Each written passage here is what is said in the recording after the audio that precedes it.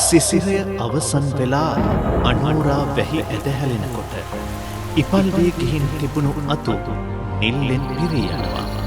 එතකොට මුළු පරිසරයම හරියට හිනා වෙනවා වගේ. හීතලේ කාලතරණය කරනකොට ඉපල් වෙච්ච අත්තක් කවදාවත් ආයෙත් දළු දාන්න හිතන්නවත් නැතුව ඇති. මට ලැප්ටොප් එකක් ගන්න ඒ කාලේ සල්ලි තිබෙත් නැහැ. දැන් සල්ලි ඇත්තෙත් නැහැ. ඇත්තටම ගොඩක් සතුටුයි මේ කරපු උදව්ව ගැන. දිට්ටුවා සුණු විසුණු කළ ඇගේ අනාගතය ජයගන්න ගම්මැද්දෙන් ලැප්ටොප් පරිගණකයක් අපි අත දිගු කළේ ඇයට පමණක් නොවේ.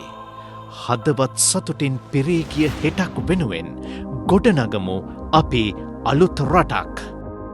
ගම්මැද්ද Rebuild and Resilience.